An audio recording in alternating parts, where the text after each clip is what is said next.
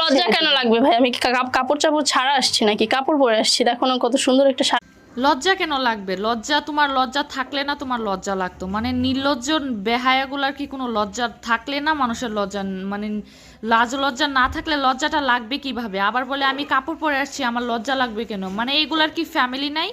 এগুলার ফ্যামিলি কি এসব ভিডিও দেখে না, কিছু বলে না?